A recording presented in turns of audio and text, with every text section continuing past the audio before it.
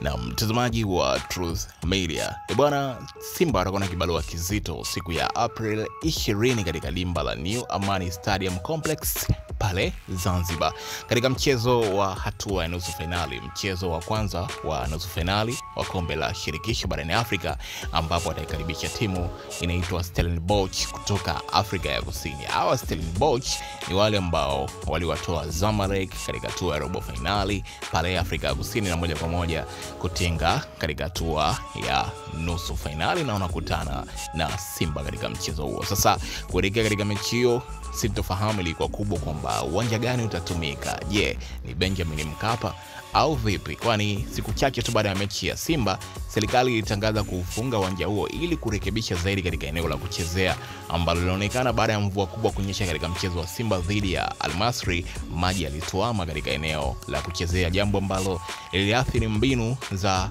makocha katika mchezo huo. Sasa kuelekea katika mechi hiyo ya April 20, Simba watatumia uwanja wa New Amani Stadium ambao uko kule Zanzibar.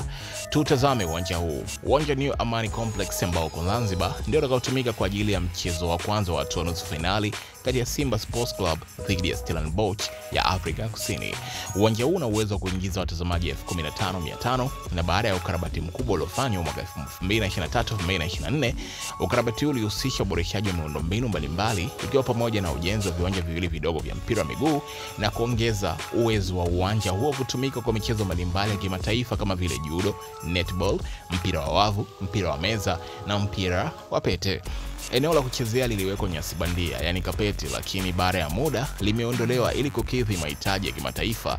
Na zaidi, siku chache zilizopita ulikuwa miongoni mwa viwanja vilivyofanyiwa ukaguzi na maafisa wa CAF kuona kama umekidhi vigezo kutumika kwa mashindano ambayo yako mbeleni ya CHAN 2025 ambapo Tanzania, Kenya na Uganda watakuwa wenyeji. Bwana, hiyo ndio taarifa ambayo ipo kwamba Simba wanaenda Zanzibar kucheza mchezo wa nusu finali ya kombe la shirikisho baada ya Benjamin Mkapa kufungwa ili kupisha marekebisho katika eneo la kuchezea. Kumbuka kusubscribe kwa habari zote kali kubwa ambazo zinatufikia kutokea hapa ndani ya Truth Media.